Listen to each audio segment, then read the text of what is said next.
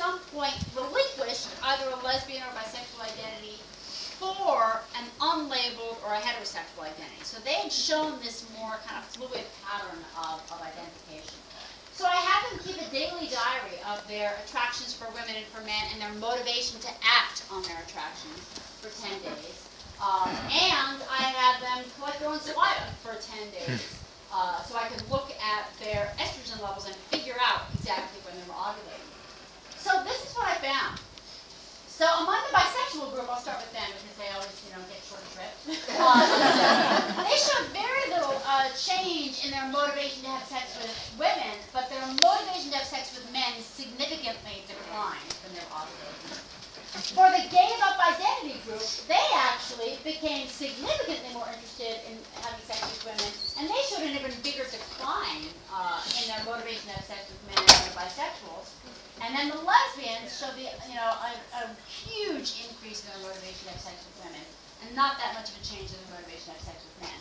I should note, women don't know when they're ovulating. A lot of women say that they know when they're ovulating. If that were true, then the whole rhythm method that the Catholic Church thinks is a good method for birth control would work great. Catholic families would be really, really small. Right? So, one thing I love about this is that it's independent. Women, it was not possible for women to be like, well, I know I'm ovulating, so today I'm going to report that I'm really interested in women, right? So these are changes that are occurring outside of awareness.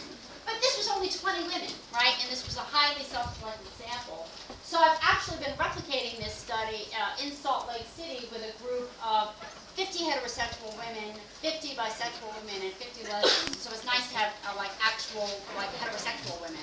I have to say, at first I was doubtful that I could find a bunch of heterosexual women who were not on birth control pills. But in Salt Lake City,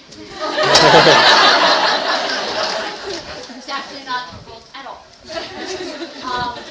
What I found is basically the same pattern, right? So the lesbians are significantly more interested in women, less interested in men. Similar change in the heterosexuals, but less pronounced. And the bisexuals just show a sort of smaller increase in both, which I think is potentially interesting and maybe suggests that the nature of bisexuality might be that their desires are less yoked to their hormone levels than other individuals. And I think this sort of reversal is sort of interesting. Why, you see the reversal which we predict, why is it so much stronger in lesbians and heterosexual women? I don't know, right? But, one of the things I also looked at in this study is I had testosterone data as well.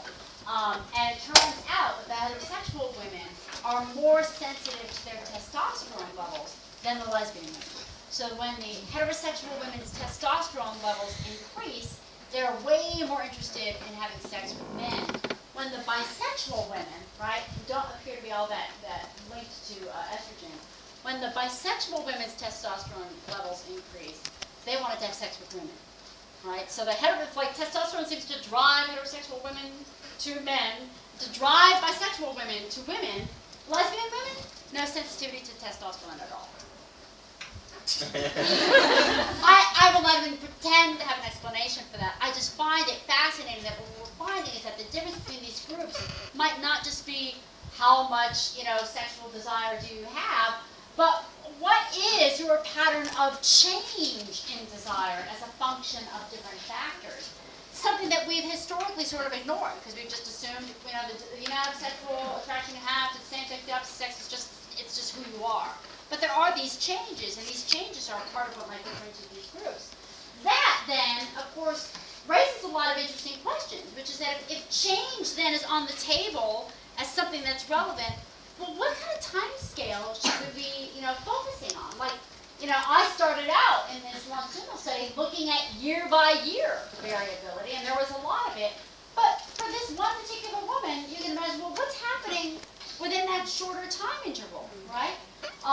If I look at, this is one particular woman, I'm going to plot out for you her sexual attractions over the 30-day period, because in the current study it's 30 days of data collection and 14 days of hormone data. So for this particular woman, percentage of her attractions that were directed toward women versus men, this is the smooth version of her curve, right? This was a lesbian woman who became significantly more attracted to women when she was ovulating, great. But if you actually unsmooth the curve and look at the actual data points, this there's a lot of variability at the day-by-day level, and it's not just a lesbian or bisexual woman. This is a heterosexual woman. Percentage of her daily sexual thoughts about women, pretty high. Like some days she's like 75% of my sexual thoughts are about women, but I'm heterosexual, right?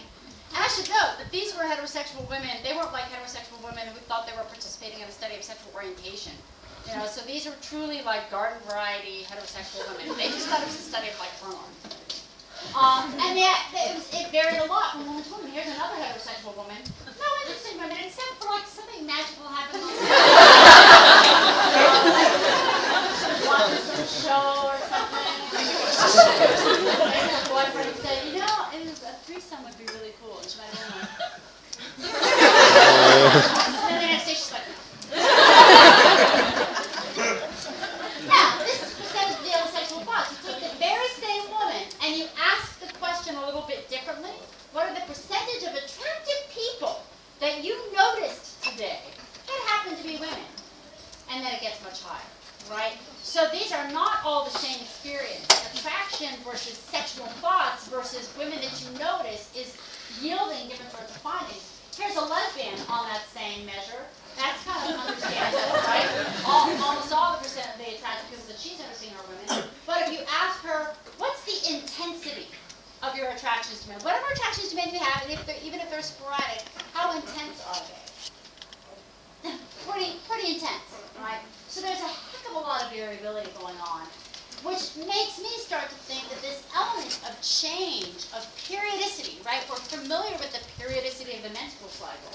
And start to think, is it possible that this periodicity goes much deeper, and that there's something about the nature of female sexuality that is a fluctuating in which movements, cycles over time, are more important than has been the case for male sexuality, and that this might show up at multiple levels, right? At the level of years, at the level of months, at the level of days, maybe even at the level of events. There's actually a lot of really interesting research going on in terms of sort of female sexual response, showing that one of the reasons that women appear to have higher rates of sexual dysfunction or low sexual desire is that for women, during the course of a sexual event, their desire, the traditional Masters and Johnson model of sexual arousal is that, you know, you become aroused and then it just gets stronger and stronger and stronger and stronger. You have an orgasm and then you're done.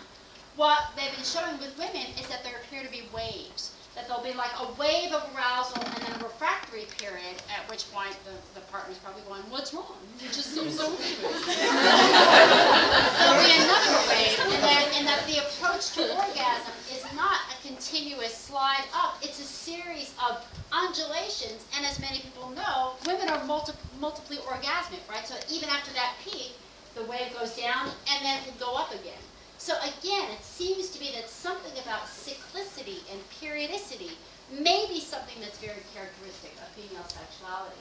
And so when we think about these changes that first got me thinking about fluidity, they might not be abrupt changes. We might think of them as shifts in an ongoing cycle of oscillation, right? So we look at Sue and we're like, oh, boom, boom, boom. She had these big changes in her sexuality. Maybe the pattern actually looks like that.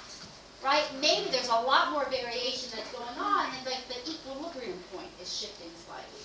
Or even Eleanor, who had this stable pattern, maybe she actually looks like this, or you know, even like that, right? So that there's other ways to think about stability and change. So when we think about the standard Kinsey scale, remember there